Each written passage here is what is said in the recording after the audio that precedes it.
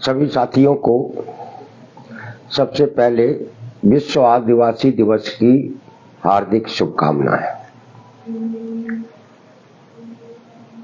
साथियों, सबसे पहले तो आप लोग 15 अगस्त गणतंत्र दिवस के दिन अपने जिलों में, ब्लॉक में, तहसील में जहां भी संभव हो सकता है राष्ट्र ध्वज फहराएं और नौकरियों में लागू की गई आउटसोर्स अस्थायी ठेका प्रथा को समाप्त कराने के लिए संघर्ष का संकल्प लें और 22 सितंबर को भोपाल में होने वाले हल्ला बोल आंदोलन का आह्वान करें। सबसे अपील करें कि ज्यादा से ज्यादा लोग 22 सितंबर को भोपाल पहुंचे। 15 अगस्त को आप लोग तिरंगा झंडे के साथ इकट्ठे हों और सोशल मीडिया पर इस अन्यायकारी प्रथा को समाप्त कराने वाला संकल्प लें और उसके वीडियो और फोटो बनाकर अधिक से अधिक सोशल मीडिया के अलग अलग प्लेटफॉर्म में, फेसबुक पर, ट्विटर पर, इंस्टाग्राम पर, व्हाट्सएप में डालें, जिससे आप सब लोगों का जो आंदोलन जो चल रहा है इस अन्यायकारी प्रथा के, उसको आम जनता के बीच में पहुंचाने में सफलता मिले और सरकार तक भी हमारी बात पहुंचे। तो साथियों, पिछले 2-3 दिन में काफी घटनाक्रम घटे हैं और आप सब लोग मैसेज करके उस संबंध में जानकारी ले रहे हैं और लेना चाहते हैं। सबसे बड़ा जो घटनाक्रम कल हुआ है वो हरियाणा सरकार के द्वारा वहां के 1,20,000 आउटसोर्स अस्थायी कर्मचारियों के नियमितीकरण का है और इस निर्णय के बाद मध्य प्रदेश के भी अलग अलग विभागों के हमारे आउटसोर्स अस्थायी कर्मचारियों के अंदर उत्साह पैदा हुआ है। वो इस खबर से जुड़े हैं।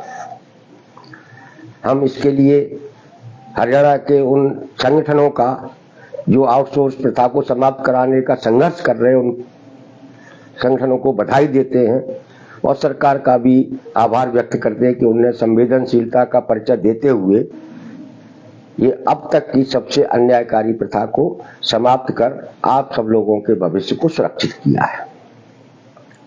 यहाँ आप एक बात आप समझ चुके होंगे कि हरियाणा में जो कुछ भी हुआ है, जो निर्णय आया है, वो न किसी कोर्ट से आया, न किसी कचहरी से आया, न किसी न्यायालय से आया, न हाई कोर्ट से आया, न सुप्रीम कोर्ट से।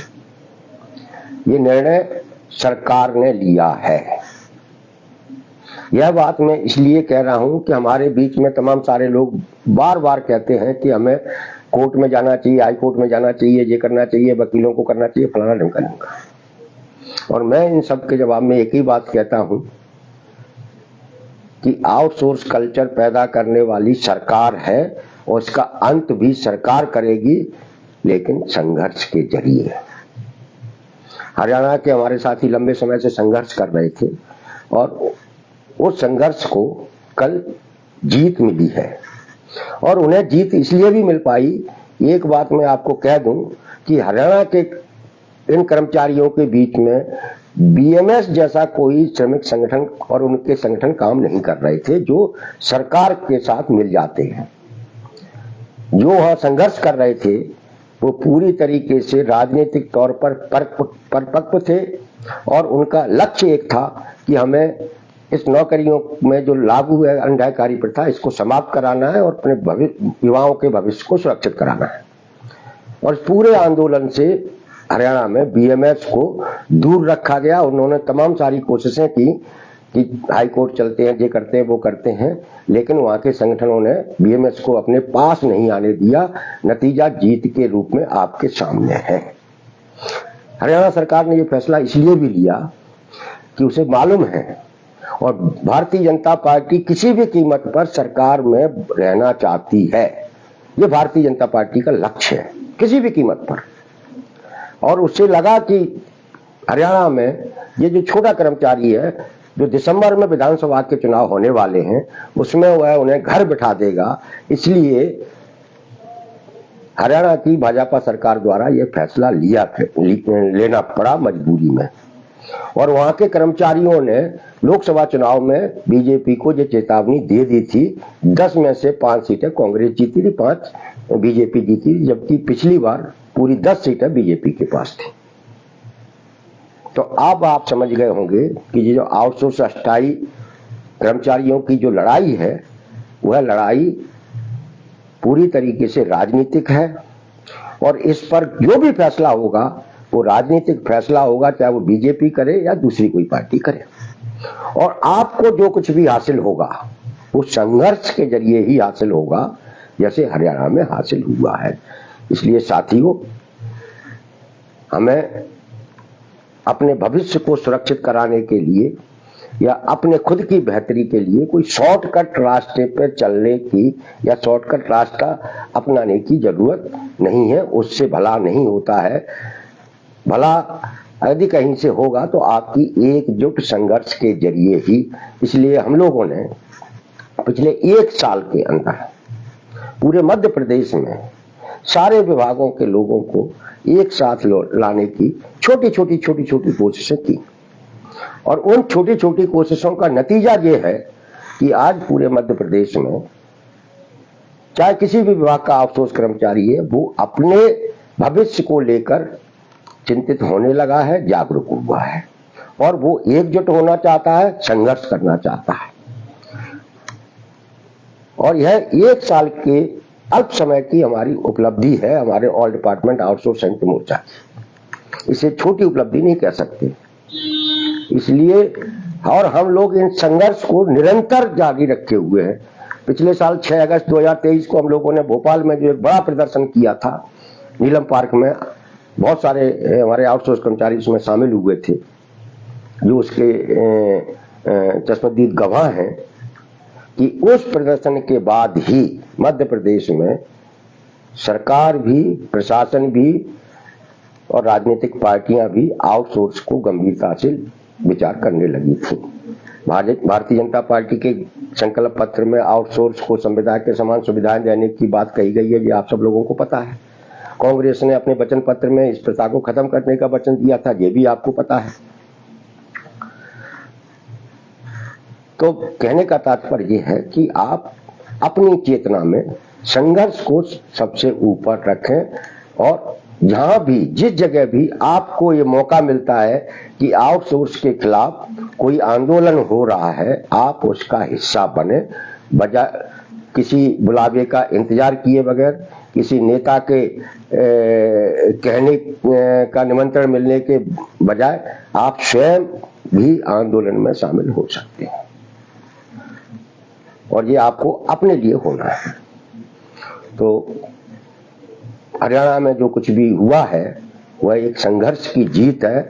आने वाले दिनों में मध्य प्रदेश में भी हम अपनी एकजुट ताकत के जरिए जो संघर्ष को करेंगे, उससे हमें इससे बड़ी जीत मिलेगी, इस बात की गारंटी है। दूसरा मामला, आज आपने देखा होगा अखबारों में आउटसोर्स की काफी खबरें छपी हैं। वो 3.25 लाख आउटसोर्स कर्मचारियों को ग्रेच्युटी, बीमा वगैरह वगैरह। अचानक ये खबर आज सारे अखबारों में है, सारे पोर्टल्स में है और सोशल मीडिया पर भी ये कह रही हैं।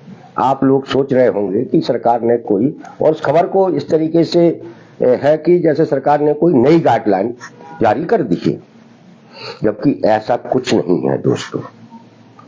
जब 6 अगस्त 2023 को हम लोगों ने नीलम पार्क में जो आंदोलन किया था, तब 7 अगस्त को पहली बार श्रम विभाग के प्रमुख सचिव सचिन सिन्हा द्वारा 2 आदेश निकाले गए थे। एक आदेश आउटसोर्स कर्मचारियों के साथ जो वेतन, बीमा, पीएफ वगैरह में जो अनियमितताएं हो रही हैं, उसके लिए सारे जिला कलेक्टरों को, श्रम अधिकारियों को निर्देशित किया गया था कि इनके साथ जो अन्याय हो रहा है उसको आप देखें और इसको दूर कराएं।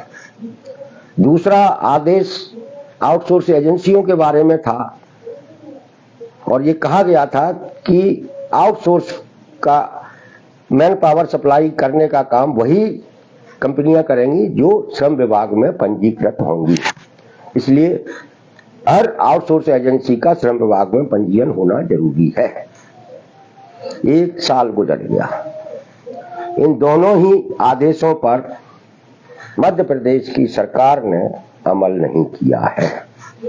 जिलों में किसी कलेक्टर ने इस पर अमल नहीं किया है।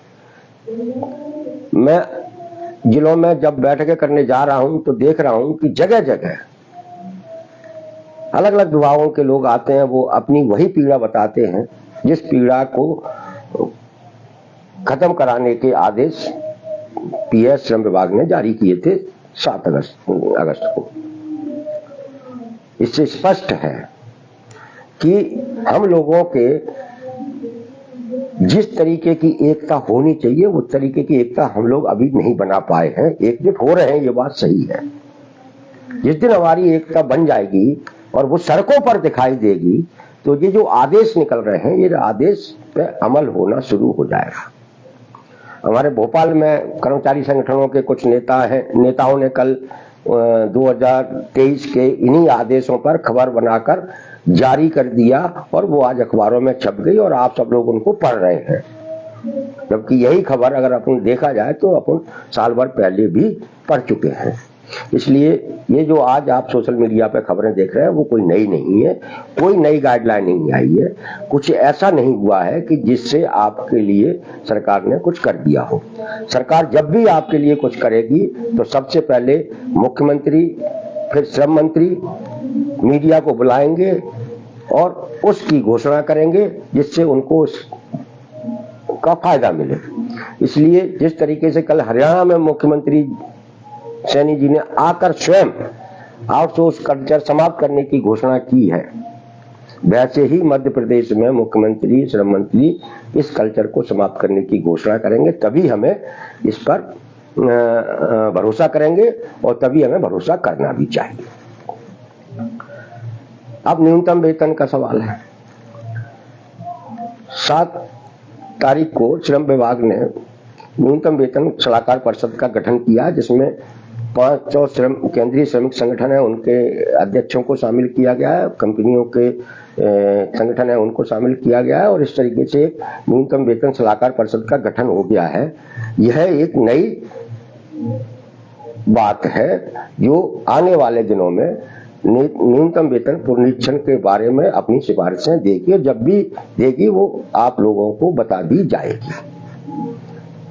फिलहाल सच्चाई ये है कि जो हमारा पिछला जो न्यूनतम वेतन पुनरीक्षित हुआ था 2019 वाला, जो मार्च में घोषणा हुई, अप्रैल में मिला और हाई कोर्ट में जो लटका हुआ है, माननीय न्यायालय ने उस न्यूनतम वेतन को पूरी तरीके से उलझा दिया है और ये उलझाया गया है सरकार, श्रम विभाग और कंपनी मालिकों के सहमति से। कंपनी का मालिक कोर्ट में गया क्योंकि उसे मजदूर को ज्यादा पैसा देना पड़ता, इस कारण से गया, लेकिन पैसा तो सरकार को भी खर्च करना था, आउटसोर्स कर्मचारियों को बढ़ा हुआ वेतन देना था। इसलिए अप्रत्यक्ष तौर पर कोर्ट में सरकार भी गई थी, श्रम विभाग भी गया था कि ये पुनरीक्षित वेतनमान आप लोगों को नहीं मिले। ये इसकी वास्तविक सच्चाई है और इसीलिए ये जानबूझकर इस मामले को कोर्ट में ले जाया गया है, न्यूनतम वेतन मामले को, जबकि कोई आधार नहीं था कि इस मुद्दे को हाई कोर्ट में ले जाया जाए। अब जब मामला हाई कोर्ट में पहुंचा एक टेक्सटाइल यूनियन के माध्यम से, तो माननीय न्यायालय को सीधे 2 शब्दों में अपनी बात करनी थी, फैसला देना था कि भाई ये 10 साल बाद न्यूनतम वेतन पुनरीक्षित हुआ है, सरकार ने किया है और नियम और कानून के तहत किया है, इसलिए ये लागू रहेगा। इस पर कोई न्यायालय कोई हस्तक्षेप नहीं करेगा। लेकिन ऐसा तो न्यायालय ने फैसला नहीं दिया, जबकि देना ही चाहिए था। और यह बात एक अनपढ़ से अनपढ़ व्यक्ति भी कह सकता है कि हाँ ऐसा ही होना चाहिए था। अब कोर्ट में मामला गया सरकार के फैसले के खिलाफ, तो फिर सरकार को कोर्ट में जाकर अपनी बात कहनी चाहिए थी कि भाई हमने न्यूनतम वेतन पुनरीक्षित किया है, सबके लिए किया है, हम सबको देना चाहते हैं, इसलिए माननीय न्यायालय से आग्रह है कि इसे यथावत रखा जाए। ये सरकार को कहना चाहिए था, लेकिन सरकार चुप बैठी है। तो आप समझ सकते हैं कि बड़ी साजिश है, ये बहुत बड़ी साजिश है। अब हमारे बीच के भी कुछ साथी कहेंगे कि हमको भी हाई कोर्ट में जाना चाहिए, ये करना चाहिए, वो करना चाहिए। मेरा यही कहना है कि हमको ये सरकार और कंपनियों के बीच का मामला है, हम इतने सक्षम नहीं हैं और हमारे समर्थित और हमारे विचार के लोग भी कोर्ट में हैं, वो इस मामले को लड़ रहे हैं, देख रहे हैं, उसमें निगाहें टिकाए हुए हैं। जो भी कुछ होगा इस मामले में, फिलहाल 2 महीने तक तो कुछ नहीं होने वाला, लेकिन जब भी कुछ होगा वो आपके सामने आ जाएगा है। और उसके बाद ये एक न्यूनतम वेतन सलाहकार परिषद का गठन भी हो गया है। तो फिलहाल तो यही दिख रहा है कि सरकार इस मामले को उलझाना चाह रही है। इसलिए सरकार अपने इरादों में सफल न हो, उसके लिए जरूरी है आपका एकजुट संघर्ष, जो आपको करना होगा जिला स्तर से लेके प्रदेश स्तर तक। 22 सितंबर को यह मौका आपके सामने है, आप खुद आए, अपने साथियों को लेकर आए। यदि भोपाल की सड़कों पर आपकी जितनी अधिक संख्या दिखेगी उतना सरकार डरेगी। इस समय भारतीय जनता पार्टी बहुत डरी हुई है, उसकी सरकारें रास्ता भटक चुकी हैं, वो कोई घबराई हुई है कि कहीं अब हमारी हार का दौर तो शुरू नहीं हो गया है। जब कोई सरकार, कोई पार्टी जब डरी हुई होती है, तब ये कामगार कर्मचारियों के लिए बहुत अच्छा मौका होता है कि हम ऐसे डरी हुई लोगों को और डराएं जिससे हमें कुछ मिल सके। 22 सितंबर आपको सरकार को डराने का दिन है। अगला मुद्दा शिक्षा विभाग के कंप्यूटर ऑपरेटर के अंडरटेकिंग का है, जिस पर भी कई लोग हमसे फोन करते हैं, पूछते हैं कि सर क्या करना चाहिए, क्या हमको हाई कोर्ट में जाना चाहिए या जी करना चाहिए, वो करना चाहिए।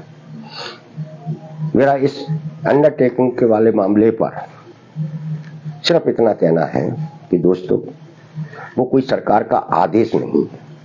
वो एक विधायक ने पत्र लिखा मुख्यमंत्री को, मुख्यमंत्री ने उसे डीपीआई में भेज दिया, डीपीआई ने उस पर अपनी टिप्पणी लगा दी है कि ऐसा संभव नहीं है। वो एक पत्राचार है।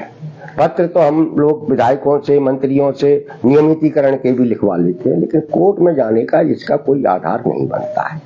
कल हमसे एक कंप्यूटर ऑपरेटर ने कहा कि हमारी वकील से बात हुई है, वकील कह रहा है कि आप 1000 लोगों को का ग्रुप बना लें और आ जाएं, हम आपका अंडरटेकिंग का फैसला करा देंगे। तो मैंने उनसे कहा कि उन वकील साहब से कहना कि हम 5 लोग आ रहे हैं, हम 5 का फैसला करा दो, हम आपको जो आप पैसे मांग रहे हैं 5000 रुपए प्रति व्यक्ति, हम 10,000 प्रति व्यक्ति देंगे, 5 लोग 50,000 रुपए देंगे, आप हमारा फैसला करा दो। तो उन वकील साहब ने मना कर दिया, नहीं, बोले 1000 लोग लेके आओ।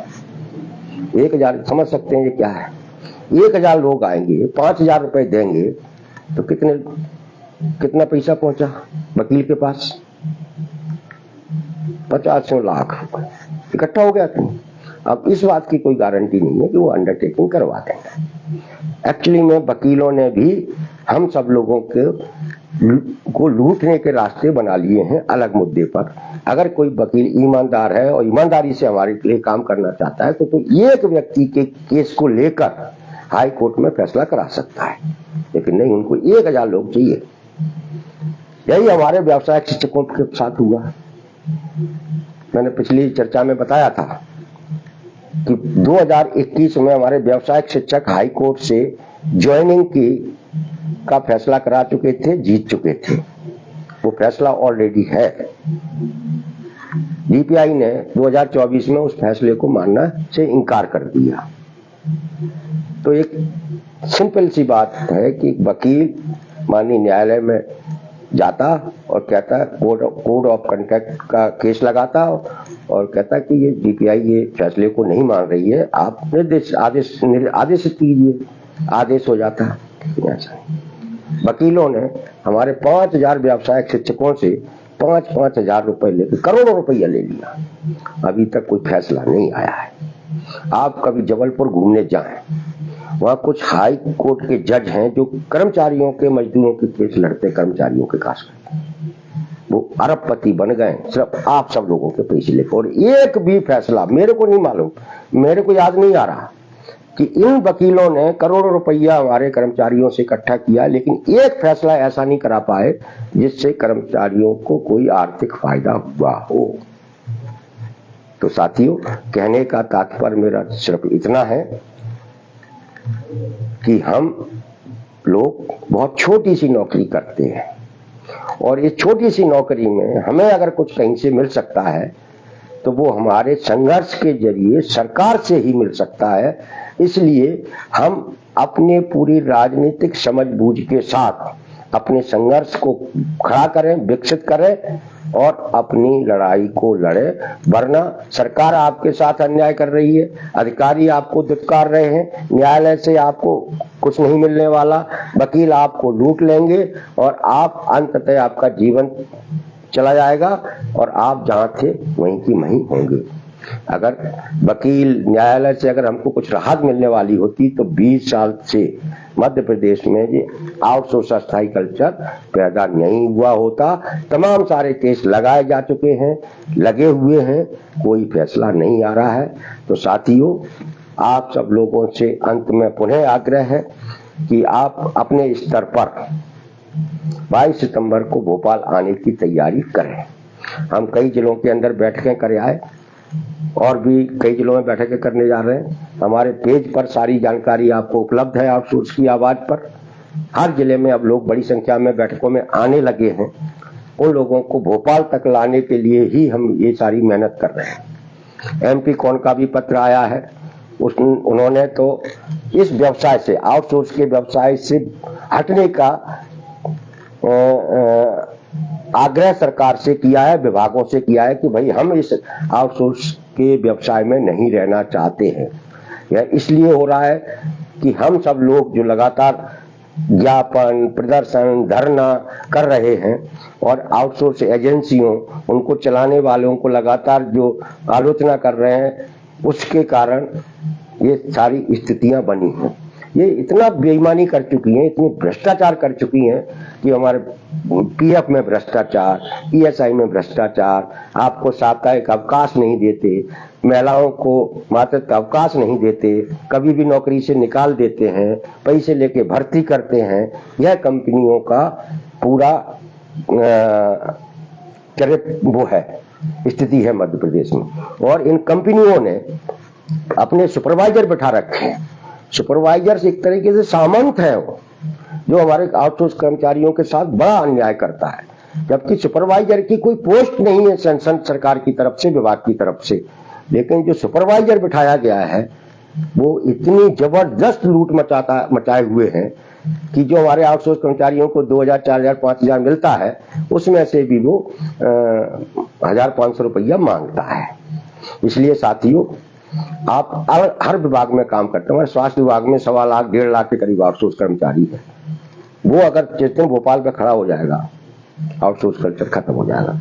1.5-2 लाख हमारे कंप्यूटर ऑपरेटर है, वो खड़ा हो जाएगा, आप नियमित हो जाएंगे। ग्राम पंचायतों में चौकीदार, नल चालक, पंप ऑपरेटर, स्कूलों में, छात्रावासों में अंशकालीन दैनिक मजदूरी वाले, वाहन चालक, डायल 100, ऐसे आयुष विभाग में योग प्रशिक्षक, ऐसे तमाम हमारे सारे लोग हैं। इनकी अगर संख्या देखी जाए 10 लाख से ऊपर बैठती है। इस 10 लाख का 10% भी भोपाल खड़ा हो गया, उसके अगले दिन आपको भी हरियाणा में जो खबर आप सुन रहे थे कल, वही खबर मध्य प्रदेश में सुनाई देगी। नमस्कार।